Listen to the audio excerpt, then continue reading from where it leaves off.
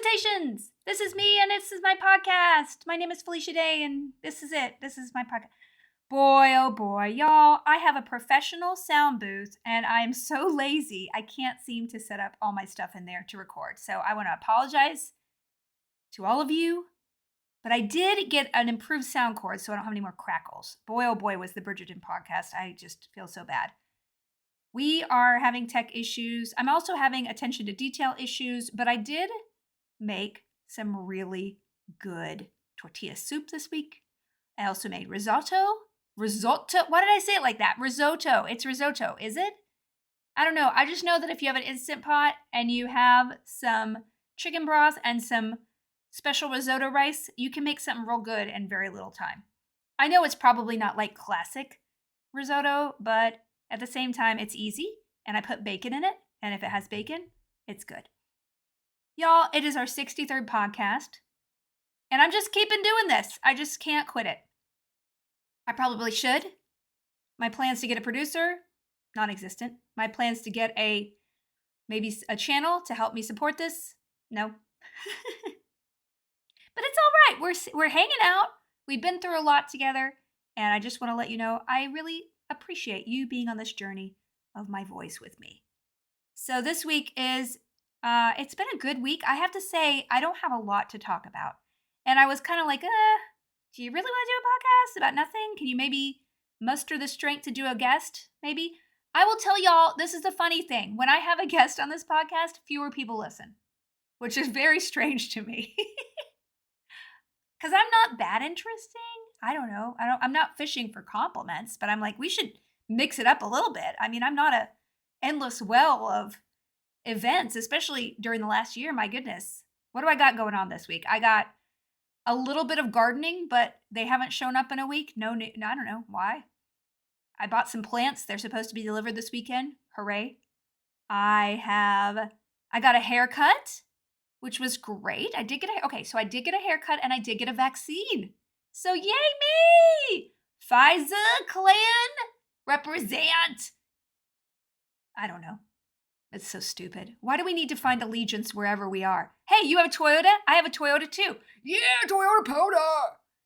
I guess we're just always trying to belong somewhere. So that's why when I see somebody in a Diablo shirt, I'm like, hey, what's up, friend? I don't know. So I did get a haircut. I cut it short. I'm going to go super light, y'all. I'm feeling, okay, so there was this really interesting article in New York Times about this being kind of the languishing time between COVID and being kind of back to normal, because a lot of people are vaccinated. So they're acting like, oh, let's get together. But then people like me are in the middle of being vaccinated. And then there's a lot of people in the country who won't get vaccinated, which is like, okay, I don't understand that. Here, have some science. But we're not all quite there. And my analogy is that's the sort of the prepubescence or the pubescence of COVID times. So we're getting like the breast buds and we're getting like the adult body, but it's not quite there yet. So we're not ready to, be an adult. That's a weird analogy, right? We don't want to picture anything I just talked about. So anyway, it's the awkward adolescence of COVID recovery. So that's what I'm feeling too. I'm feeling kind of frustrated. I'm feeling like I need change. I'm desperate to do anything different. And I'm feeling very stagnant in what I'm doing. However, I've been really proactive about it. I created a Discord for my PTA at the preschool. And I've been working on a writing project that I'm not exaggerating, y'all. I've actually been enjoying writing.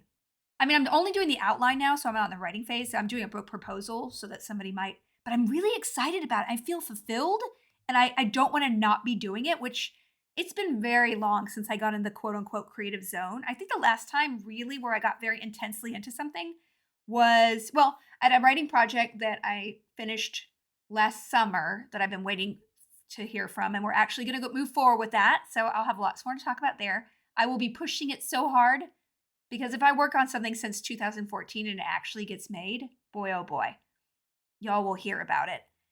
But, and then I was really into writing my last book, my Embrace Your Weird book. I don't know why I wanted to write that book, but I just, all of a sudden 1 week, I was like, I have a vision for this book. And I sat down and this is what I want to say to the world. And even though it was super hard to write sometimes, because, when you have a proposal, there's one thing, and when you have to dig in and actually do something, it's another. It was something where I felt like, oh, my brain wants to gnaw on this for a while, kind of like a dog in a bone. And that's exactly how I feel right now about this other project that I'm doing. So we will see. I read an interesting article that I retweeted, a little article that somebody tweeted that I found so profound. I want to read it to you. It's, I believe, Mads Mikkelsen, who's an actor. And in this interview, they asked them, is there a life philosophy that you feel has carried you through your career? My approach to do what I do in my job, and it might even be the approach to my life, is that everything I do is the most important thing I do, whether it's a play or the next film. It is the most important thing. I know it's not going to be the most important thing, and it might not be close to being the best, but I have to make it the most important thing. That means I will be ambitious with my job and not my career. That's a very big difference, because if I'm ambitious with my career, everything I do is just stepping stones leading to something, a goal I might never reach. And so everything will be disappointing. But if I make everything important, then eventually it will become a career. Big or small, we don't know. But at least everything was important. That is so well said, and so what I feel in my heart, and so what I feel right now. In that, I think, especially Hollywood, where I've been steeped for many years, it's all about, they don't care what you did. It's always in an interview, what's next for you? They don't care what we actually just did, right? It's always about the next thing, and really never landing, skimming across the top of whatever it is. And I'm not that person. I was raised to really study deep and meaningfully, and I was locked in a practice room for 6 hours a day playing the violin, and I could find no other joy than to be alone and perfecting something at my leisure, or at least, with some sort of reverence for myself and the task at hand. And so that's what I've kind of been experiencing lately, where I'm not really thinking about whatever that reputation is, or what people expect of me, or what would be best to do. I have just been concentrating on what work do I really want to have joy in. And for the first time, I'm experiencing that even at a greater level than I have in my writing before. And I've been playing my violin just a little bit. And I'm not really pressuring myself to do things for some external or like some vague goal, because I've always been such a goal-oriented person. And I do have the goal of completing what I'm doing, but it's not a goal that I'll use that thing for something that will follow. So I'm not sure. Hopefully that I articulated that half as well as Mads Mikkelsen. But at the end, and I'm sure that I'm pronouncing their name wrong, so correct me if I am. But at the end of the day, if we make everything important and put our whole heart into it, I think we're going to be a lot more satisfied than always thinking about what we can hand other people to get us somewhere else. Anyway, it was very profound, and that's why I actually read a whole quote. Sounds like something I would love to write in my book. So that's it. And I am in the same boat as everybody else. I'm in this weird, so I have one shot. And a week after I got my shot, which is, just a couple of days ago, I felt like I wanted to open the world again. So I'm like, oh boy, I want to get my hair colored, but I want it to be a new color. And I want to get some new clothes, but I want it to be things that I haven't worn before. And I feel like I don't know if you all feel like this, but it's the beginning of shedding a skin to find out who I am now. I know that a lot of people have said, you don't have to be the same person before COVID as after COVID. And that's absolutely the case. But at the same time, what is that thing? What is that person? What do we want to shed? What do we want to keep? Those are all the things that, even if we're conscious of it or not conscious, when we want to level up. I feel like I'm a Pokemon evolving. Y'all, I finally got that reference because Clyde and I are playing a Pokemon game. I don't know which one it is. It's Go Pokemon or something like that. I don't think it's the first one. It was out on the Switch, but it's like the original one. And so you just travel around this weird town with people just waiting to fight you. People with huge eyes, adults who are like so confrontational. It's so strange. And then we're capturing wild animals and fighting them. I don't love it. I will tell you right now, it hasn't. Playing the game, because Pokemon Go was really my only exposure to Pokemon before. Pokemon Go is really fun, but it was kind of more active. And it was just like, oh, we're going to catch these animals. Like having a narrative like I'm a kid and I'm going to capture wild animals and fight them against each other. I don't know about it. And then I'll just be like, oh, I don't have any Rattatas. I don't want more of these. They're rabbits. They're rats. Get them out of here. I'm trying to like, oh, Calliope, they're wrestling. And then they go and they practice wrestling. that's all I can sell it to her because I don't want her to be like, fight, fight, fight, which she has done. And I'm like, oh gosh, is this teaching her the wrong thing? But the wonderful thing about Calliope and this game is, y'all, it's so hard. She will basically, she found out we can rename the characters, right? So we go in and she named herself Calliope and she named her Pikachu Maeve, which is her middle name. And then she named the kid next door her last name. And then so basically, and then she renames all her Pokemon names of other Pokemon. So the Pidgey becomes Weedle and the Oddish becomes, oh, I can't remember, Caterpie. So it's the most confusing thing ever because I don't know the names that well, so I can't remember what Pokemon's name is what because she keeps having me rename the ones that are their name to another Pokemon's name. I don't know. We have 4 Weedles because I just couldn't remember any of their names at all. Whatever, I trash most of them. Anyway, that's what's been going on. I actually got Calliope back into her swimming class, which I've never seen a better smile on a kid's face. And I'm going to be taking her to a jiu-jitsu class later today because the teachers are vaccinated and they have protocols. And I'm just like, you know what? We got to open this world up. We're feeling stagnant. And I think the only time when you feel stagnant, the only thing you could do is move. Because when you're stagnant and you're okay with being stagnant, which is like the last 9 months of my life, you don't want to move. But when you have this sort of itchy, I need to get out of here, but I don't know which direction to go, that kind of feeling in your heart, you need to just take a leap. And even if it's just like something small, like doing a class or like dyeing your hair, whatever it is, take the leap and like, don't let that feeling kind of take you over because A, it's frustrating and you don't want to tell yourself that you don't take care of you. And B, you'll just start spending money on things like I have. I don't know.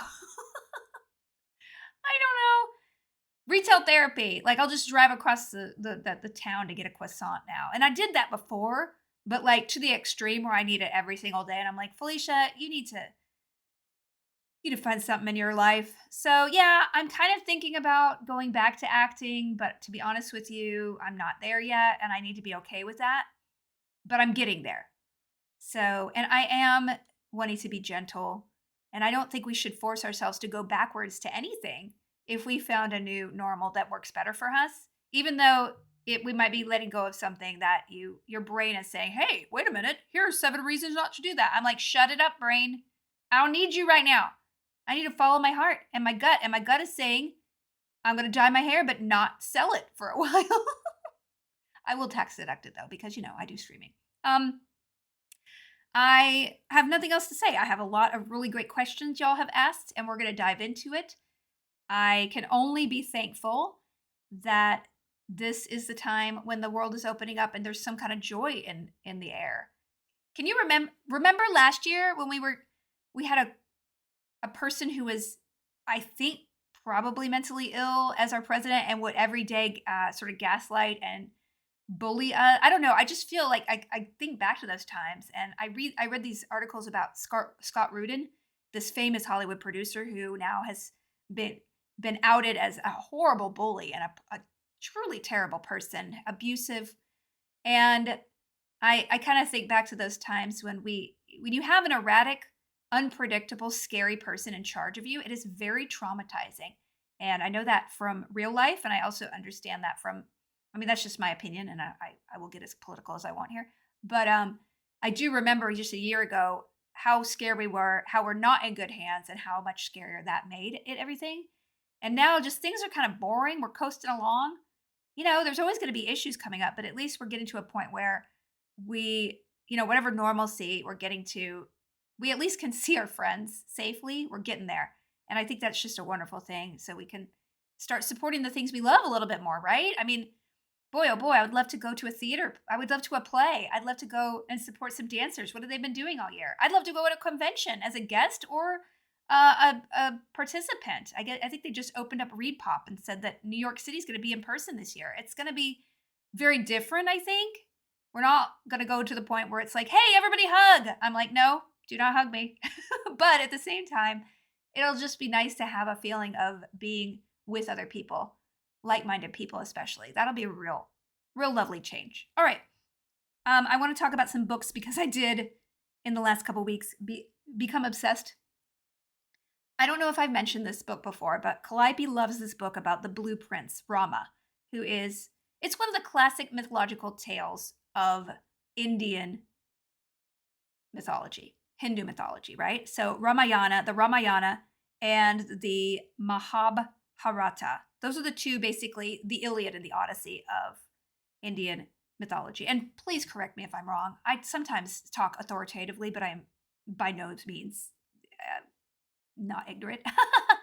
But anyway, she loves this graphic novel called the Ramayana Divine Loophole by Sanjay Patel, who works at Pixar, and it took 6 years for him to do this graphic novel retelling of the Ramayana, which is a very, very, very famous, like I said, epic.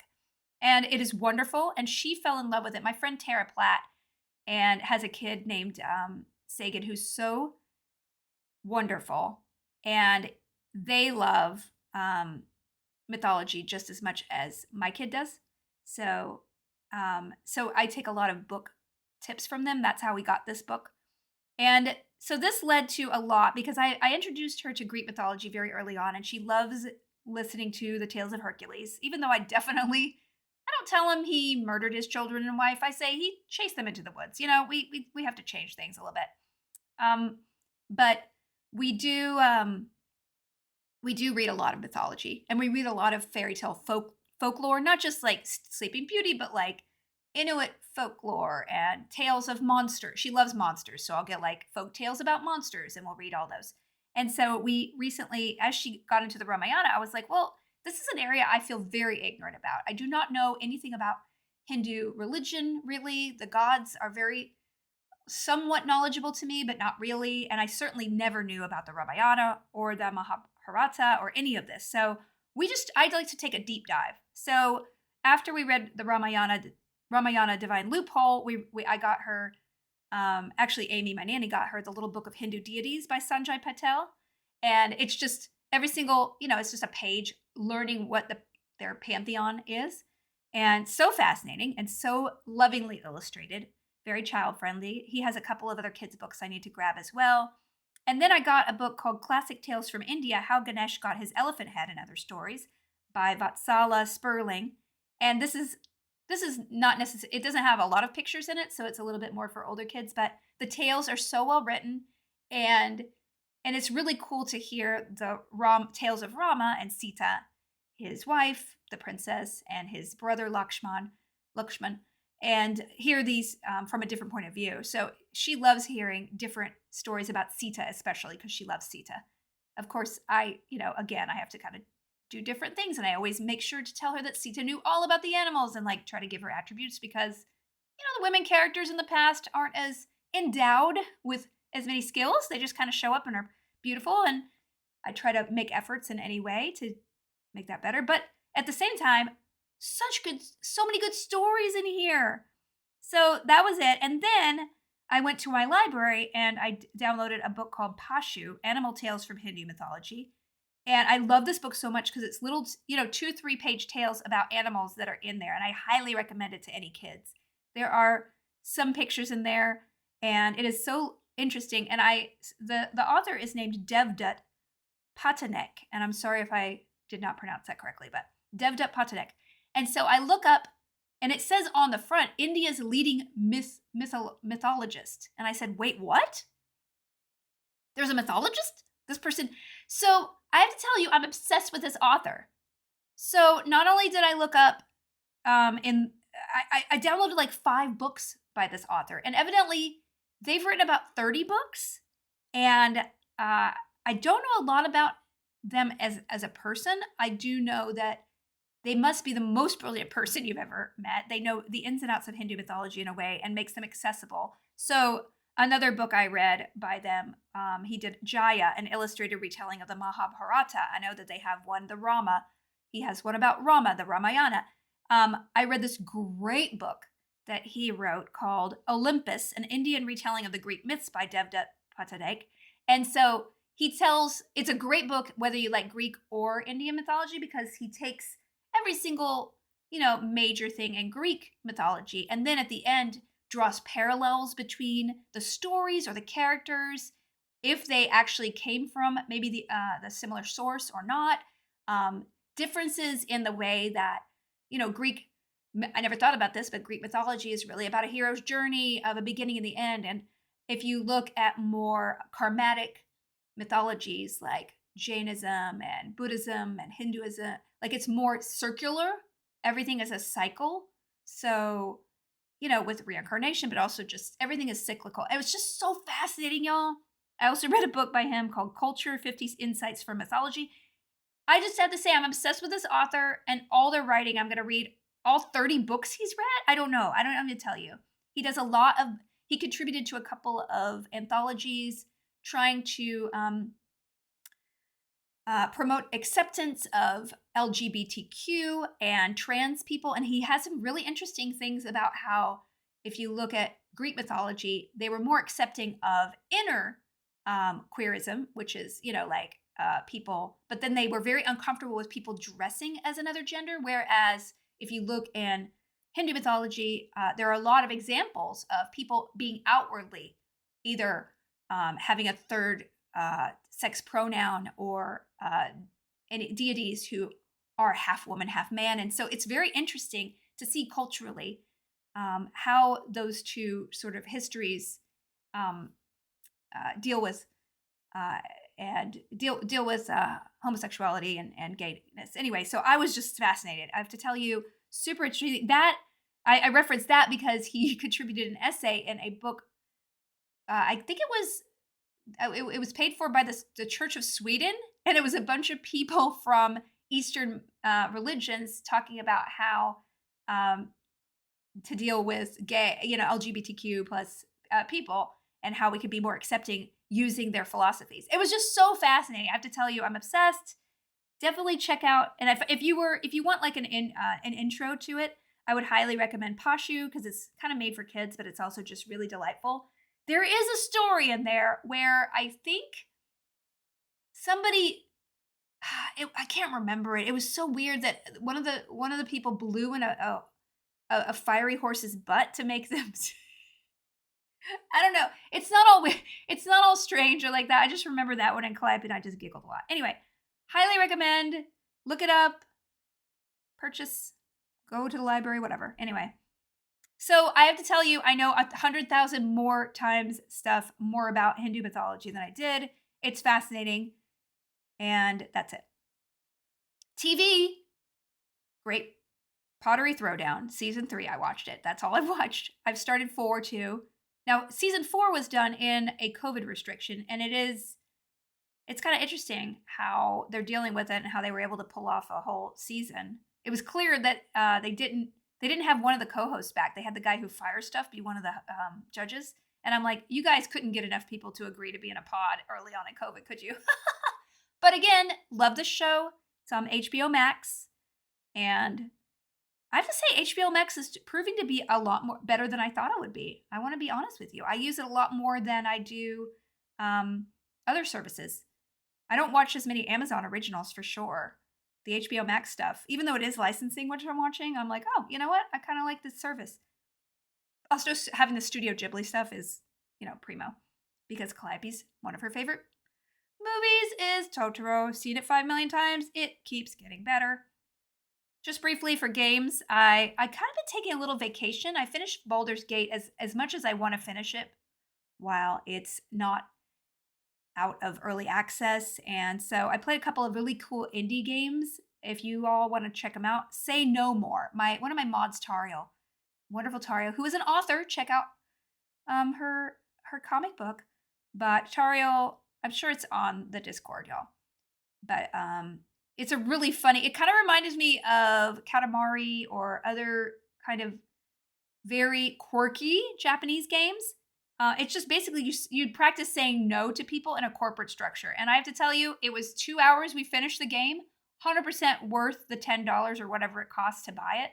And it's so imaginative and quirky, and it actually feels very empowering. I'm saying no to a lot more things because I screamed no in a video game to people. And then Lemon Cake is a little kind of like a cook, serve delicious kind of thing where you're running a little bakery, but it's very cute. And you can earn enough money to make your bakery into a cat cafe. So I'm going to be like, yes, sign me up. So those are the two games. I kind of am taking. Usually, I add a couple streams every week. I have to tell you, I'm in kind of a. I'm doing my 4 streams a week, always Monday, Wednesday afternoons, Friday, Sunday nights. But usually, I added a couple in. I'm not been as present, and I think I'm just kind of in a weird place. And also, I don't know. It goes back to that sort of. I feel like we're all in transition right now, and it's yeah, maybe it's just wanting to watch pottery shows. I don't know. Okay, let's do some questions. I don't have a lot to talk about, but I have talked for 25 minutes, so I'm going to be fine with whatever we get after this. Maybe I will have a guest next week. You know what? I should have my brother on because I haven't talked to him in weeks. And I'm trying to get him to come out since he's fully vaccinated to come visit, but that's proving to be difficult too because he won't answer my phone calls. Call me. Whimsy asks, Caledonian Geek says, hey, my 8-year-old wants to know what your favorite dinosaur is. This is a good one. My favorite dinosaur is the Hadrosaurus. Do you know why? Because they have this derpy sort of duckbill overbite that reminds me of my face. Also, it just seems like a real good-natured dinosaur. You know, the kind that you could ride if you were a person back then. If I was going to pick a dinosaur to ride back then, Hadrosaurus. And it's a real funny face. It kind of looks like Donald Duck turned into a dinosaur. I just want to put a little sailor hat on one and ride him. So that's my answer to your 8-year-old. I hope I don't say anything on this podcast that would cause your parents embarrassment. Sorry about that. Fading Heart 5. Faden 9 Heart 5. Tamara asks, what your favorite Animal Crossing villager? Don't bring him up! Oh my gosh. I don't want to log in again. They're going to be so passive aggressive. I have not logged in 6 months. And I do remember a year ago, the months of May and June were 100% lost to Animal Crossing. I cannot exaggerate to the point where I played Animal Crossing to the extent I did. My friend Ryko, who is now obsessed with GTA 5, which he's always putting me to shame with the numbers, the hours he's putting in. I was persuaded by him to start playing Animal Crossing, and I got so obsessive with it, I was playing probably 8 hours a day. I have a great island. I did upload a dream, but then I had to walk away. And I missed so many updates. So I don't even like thinking about it, but I love all my villagers so much. I love Tia, my little elephant with her tea shop that I did matching tile outside, Moroccan style tile. I love Rudy so much because I love the fact that he's a little cat and he talks like a jock, and it makes it he's like the least irritating jock character because I've seen a lot of other jock characters in Animal Crossing. They're all awful except for Rudy. Not objective. Ricky, the cranky squirrel, is one of my favorites. Ricky is I just love him. He's like, kid, come over here. And if you guys check out my dream island, you'll see that I put trash in Ricky's yard because he's the closest to town, his house. And I feel like Ricky would be that person in a cute downtown, would have a toilet or 2 or 4 in his yard. And that's how I made Ricky. He's like, yeah, do something about it. It's a free world. I don't care if I'm inside of the nook. All right? I don't care. I'm going to have a bunch of out of control plants and old tires and a toilet here. I don't care. Make me. He inherited it from his uncle and hasn't worked in years. That's the kind of guy Ricky is. Rudy and Ricky are my favorites, but I do love Ketchup because of their cuteness and Tia because of their cuteness. So those are my 4. I like all of them. Lucifer asks, what's your favorite donut? Apple fritter, baby. Now, I have to say, for the record, I can't really eat donuts because even though since I started taking my Lexapro, I have had a lot less acid reflux, which is wonderful because honestly, when I was stressed out, it would be like 24/7 acid reflux. But I can say that there are a couple things that still trigger my stomach. Red peppers, can't have them. Onions, too much garlic, and fried things, including donuts. But I will say, if I have to pick a donut, it's either that or a Boston cream because I do love the creme patisserie. Is it that it or like the custard? I love a good Boston cream with the custard in it. Don't tempt me. I am going in the car. I'm getting in the car later. I did tell you I will drive across town for something. And I encourage you all to do that. If there is something that you're like, you know what? I need that eyeshadow palette, or I need to get that one thing. As long as you're not going to break your bank, do something nice for yourself. we all deserve to be treated well. We all deserve to show ourselves that we take care of ourselves, even if it's just indulging ourselves a little bit. Yeah, like I said, don't run up crazy credit card bills because I told you to buy like, a French couch or something, a couch from Paris, and you had it sent there. And I'm like, Felicia told me to indulge myself. I was like, no, I meant, get some pad thai from across town or whatever, or get an eyeshadow palette. But I do think that in this time where we're transitioning from a very difficult time back into reality, as even if it can only be a small little treat, like driving across town and having, a hot dog in a really cool park and just enjoying a beautiful day. I think let's come out of all this communal crisis in a way where we treat ourselves better and treat each other better. I think that would be a nice goal. Brian Langlots asks, what advice can you give someone wanting to produce their play into a film? Asking for a friend. Okay, I'm the friend. Brian. Well, Brian, this is a very broad question, and I don't know the parameters which you're talking about. Do you want someone else to fund it? Because that is a whole other deal. Then you're entering the business of Hollywood, which I'm trying to get out of. So I can't give you all the advice. You will have to write a screenplay version of it. You're going to have to do that anyway. But if you're just trying to film it, my goodness, you can buy, if you look up iPhone films on YouTube and look up techniques what are the 5 things you need to buy to make a great a great movie on your phone, you will find so many resources. There is no limitation to making a film or a short film right now. As long as, even if you have big special effects, there are ways to learn After Effects and things like that. If you really want to, you can learn how to do anything in your house that a big movie studio would do. It just would take a lot of time. But if you want to make a little short film with aliens, and T-Rexes, there are resources out there to do that. If you want to do just a play, that's going to be so easy. So I would, if you want the empowerment of just turning it into something for yourself, get good sound, make sure it looks good, and lighting, which isn't a big investment of money, okay? You could hook not GoPro, but one of those, what are they called? There's a bunch of little things the Zoom, one of those Zoom microphone things, and get some lavaliers, and then you get good sound. And you could get lenses for your iPhone to make it look more like film, and also get different sizes lenses. There's an app called Artemis that you can kind of picture what different lens sizes look like. So you could see, what size you want. They're all just wonderful resources out there to do literally anything. And I understand that's so easy. Like, hey, Felicia, you're so easy to talk. When's the last time you made a video? Okay, it's touche. But that's not something I'm like burning to do right now. But if I did, I certainly would rather go make something in my driveway than try to get something made in Hollywood, because boy, oh boy, are the chances so low that you can even get somebody to pay you money. But if you could make something for like $2,000 and raise that money amongst your friends and your family, you could do it. The guild costs like $700 for the first 3 episodes, all right? So you could do it. So my advice would be, look at what you have. And the great thing is you started with a play, so there can't be a million sets. Look at the sets that you can use and try to tailor your story there. Write the screenplay out in screenplay format, because you need that. And learn how to do that online using either Final Draft or any one of those. You could even do a Word plugin. I think you don't have to spend more money. And turn it into a script, and then figure out, okay, who's going to be the actor? Who's going to hold the sound? Who's going to deal with this? You don't need that many people. You need somebody to shoot the camera, and you need sound, and you need an actor. So you could do it with 3 people. It would be hard, but you could do it.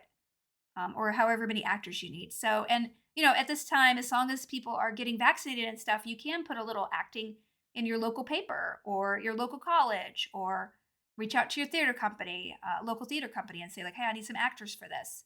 There are a lot of ways to, or just use your friends, like I cannot stress enough that if you have good taste and you take enough credit, shots, you can make anybody into a good actor. Editing is magic, as long as you kind of know what you're doing. Now you're making me want to make a video. Okay. Good luck, Brian. Iris Nostalgica asks, what are Calliope's favorite movies? Well, since I've seen all 3 Octonauts movies 45,000 times, I'm going to tell you it's the Octonauts. And, I I would not encourage anybody to be like, screen time's great for kids. But I have to tell you, I wouldn't have survived without it during COVID. Also, Octonauts, she comes up with most wonderful things about aquatic life. I don't know. She's like snapping shrimp mama. So she does learn things from it. So I think if you just pick your shows carefully, not Mickey's Clubhouse, that is the worst show on TV. It is the most insulting roles for women. I cannot stand Mickey Mouse and her stupid high heels and the horrible. She never does anything of use. I could not hate that show more. All right, for the record, sucks. Catherine Vaughn or Cat V Love. What is something you've always wanted to do, but you realize you'll never have the skills aptitude to do it? Well, I'd love to become fluent in a language, Catherine, but I know that I'm not going to have the discipline for it ever.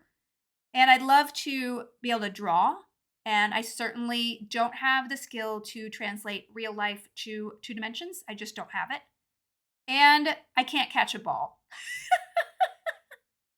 I can't for the life of me catch anything. You don't understand. It's a joke. I get panic. I have a panic attack when something is heading my way, a projectile. Oh boy. Could anybody else claim that they can catch a ball really well? Everybody? Screw you. Oh, sorry, there's an 8-year-old listening. That's not right. It's not nice. All right. Randy asks, what is the next thing you want to accomplish on your bucket list? Well, now that I've had a talk with Brian Langlitz, I want to do a movie in my yard. But that's not going to happen because I have other... Here's the thing. Very clearly at the beginning of COVID, I had 5 writing projects I really want to do. They're all varying, but I can't do all of them at once, right? So I have these 5 projects. I'm working on 2 of them right now, and hopefully somebody will hire me to do them. And then I have 2 more and the feature. So I have all these things I do want to do, and I'm on my track. I'm just like, just do them one at a time, because if you add other things, if you get an agent now, they're going to distract you and you're never going to do any of these. They're so important for me to do, y'all. And I think that's where we all need to be. Like, this is so important to me. I don't want anything else to interfere with it. And that's why I'm trying to say no to other things, because I don't care if anybody likes it. I just need to have done it, because earlier in my career, in my 20s, and I'm telling you people, if you're young, complete things. I have the feature that I would do is an idea that I had in like 2004. So, and it's going to maybe take me 20 years or something to actually accomplish that screenplay. And I'm like, I shouldn't have let it linger. I'm not the same person I was then. So it's going to be a very different screenplay if I get around to writing it, which I might not. But at the end of the day, I should have captured who I was at 24 or what. I'm not that old, but I should have captured who I was during that time when I was 21 or whatever. I should have. Okay, that's not it. I'm not going to do your math, all right? I'm just going to tell you I should have captured who I was with my art then, because I would have gotten it out of my body. I would have completed it, and then I could have moved on, never having done more of it, but it would exist, and it would have captured who I was then. I never finished anything because I was so afraid. I was so afraid that I didn't know the answer to something, and when I had a block come up, I'd be like, well, I'm clearly not meant to do this. I didn't know how to work in a way that was kind to me. And right now I feel like I'm discovering all that about myself way too late. But at the same time, now I'm just like, okay, well, this is the most important thing in my life now, to do this and take care of my family and my kid. So that's it. So Randy, those 5 writing projects, and they're they're for books, they're graphic novels, they're audio, they're visual, they're all sorts of things. But I know exactly what I want to do. And all I have to do is have the discipline to be like, yeah, this is more important than what that other person needs me to do. Yeah, of course, I need to work and I need to make money, because those writing projects aren't paying me until maybe they're done and maybe somebody wants to see them, and who knows? But at the same time, okay, I know that I'm a priority now. And I think that's really hard for people with low self-esteem like myself and anxiety to really savor. I am important. I'm as important as that person who's coming in my door and asking me for my time, for free or pay. All right. And lastly, Andrew Phillips asks, what game has helped you the most during the pandemic? I have to say D&D. Here's the thing about D&D, and I don't know if I've said this before. I didn't want to play it ever again after Geek and Sundry, because I was so caught up in my own reputation that I felt like, oh, I helped Critical Role, they started on my channel. I kind of wanted to play D&D, but I just couldn't make the schedule work because I was always out of town. And so they became sort of, I mean, they really exceeded anything I could have imagined. And so then after leaving Geek and Sundry and all the emotional toll that took on me, it always felt like, oh, you're just trying to copy success that you'll never achieve, right? Because I had my head in my ego and my reputation. And I said, well, don't touch it because it'll look like you're copying them or you're trying to pursue success in that way. And that ultimately I realized, like, I don't want success out of it. I don't need to make a career out of this. I just want to be able to play because honestly, discovering Critical Role and reaching out to Critical Role and having them play on a live stream was only because I had played D&D for so many years and had such enjoyment and created such deep camaraderie with my friends before I even did the guild that I missed it. I missed it. And I knew that other people would miss it, would discover it through that. So that's the only reason any of it happened. And so once I got my head out of my butthole and it was like, hey, Felicia, you might be important to some people, but you're not important to everybody. And this thing that your ego is tied up in, it's completely you deciding these things. As long as you're not going to make a profession of playing D&D, just play it.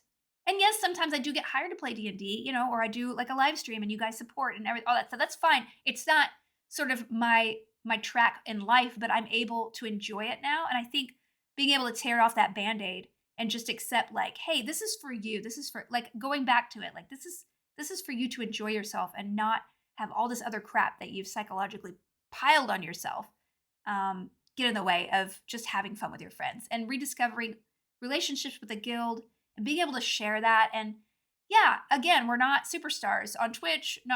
We're not going to revolutionize the streaming or D&D world. That's not what any of us wanted to do. We just wanted to have some fun and be permitted to do that. And sometimes if you're successful at something, it can take the love of something away, because if it becomes a business and other people start wanting to use it and you want to use it and it becomes a job in a sense, it does take away that joy. And anyway, I just discovered the joy of community, of all of that. And I've also let go a lot of that ego stuff that accompanied all the things that I did in the beginning because I didn't have an ego. I just loved it. So it's all like full circle. And I'm feeling very nostalgic and healthy and happy right now. And I just want to thank all of you for just being here. All right, that's it. That's all I have to talk about. For somebody who didn't have anything to talk about, I just talked for 42 minutes. So I like you a lot. Please tell everybody that you like this. I don't think we're going to grow this podcast much more, but, just tune in. And I will see you in a couple weeks. I'll try to have a guest. Who knows? All right. Bye.